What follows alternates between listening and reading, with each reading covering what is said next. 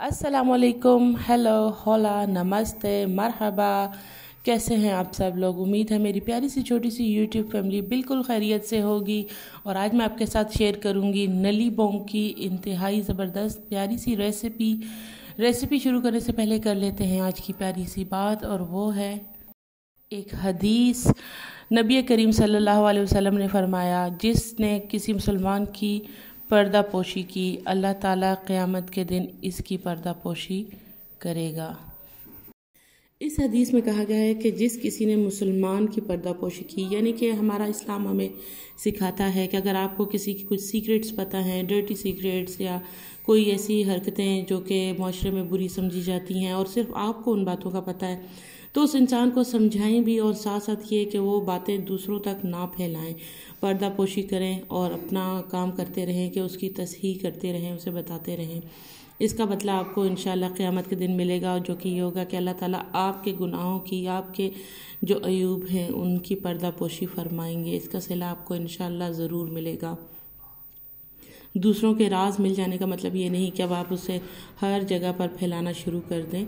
उनके आप देखा करें कि अगर अच्छी बात है तो ज़रूर फैलाएं, लेकिन अगर कोई नेगेटिव है या जिससे उस इंसान पे कोई नेगेटिव असर पड़ सकता है तो उसकी पर्दापोशी ज़रूर करें, और इसका सिला इंशाल्लाह आपको ज़रूर मिलेगा। अब चलते हैं अपनी वीडियो की तरफ। ये इस तरह से बोंग और नली हमने ले लेनी है। इसमें एक बड़ी सी हड्डी भी है और कुछ नसें हैं।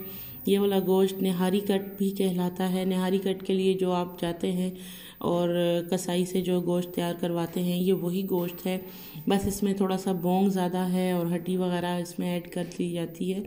ऑयल हमने गर्म करने के लिए रख लिया, और ऑयल जब अच्छा सा गर्म हो जाएगा तो उसके बाद हम इसमें ऐड कर देंगे प्याज मैंने लंबे लंबे और बारीक बारीक काटे हैं। प्याज ऐड करने के बाद हम इनको फ्राई करेंगे तकरीबन जब तक ये थोड़े से गोल्डन ब्राउन से थोड़ा ऊपर का रंग इनका ना आ जाए।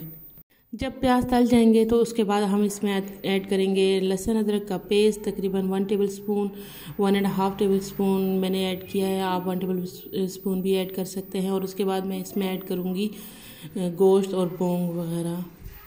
गोश्त हमने इसमें ऐड कर दिया और इसके बाद हम इसको कुछ देर के लिए भूनेंगे।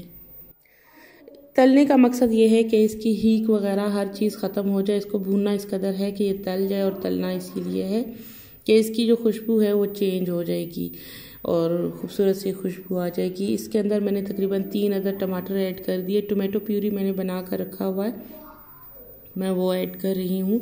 आप फ्रेश टोमेटोज़ भी ऐड कर सकते हैं। अब इसमें ऐड करेंगे 1/2 टेबल स्पून पिसा हुआ गरम मसाला, 1 टेबल स्पून धनिया पाउडर, और इसके अलावा जाएगी इसमें लाल मिर्च तकरीबन 1/2 टेबल स्पून, आप ऊपर नीचे कर सकते हैं। हल्दी पाउडर इसमें चला गया 1/2 टेबल स्पून, और नमक अपने जायके के मुताबिक आप ऐड करें। अब इसको हम खूब सारा भूनेंगे। जब अच्छी तरह मसाले तल जाएं तो इसमें पानी लगा देंगे हम, बिल्कुल गलावट का और शोरबा बनाने का पानी हम इसमें डाल के इसको ढक देंगे जब तक कि ये गल ना जाए, और हमारे ज़बरदस्त से नली बोंग बिल्कुल तैयार हो जाएंगे।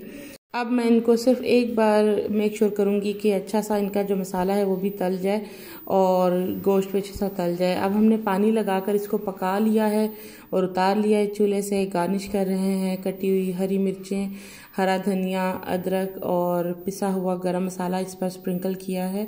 बहुत ही ज़बरदस्त, बहुत ही मज़े की खुशबू आ रही है, और आप भी बनाइएगा। मुझे उम्मीद है कि बहुत अच्छा बनेगा, बहुत टेस्टी बनता है। अपनी दुआओं में याद रखिएगा। अगर वीडियो पसंद आती है तो लाइक कीजिएगा, सब्सक्राइब करें मेरे चैनल को, और इंशाल्लाह एक अच्छी सी नई सी वीडियो के साथ फिर दोबारा मिलते हैं। तब तक के लिए अल्लाह हाफिज़।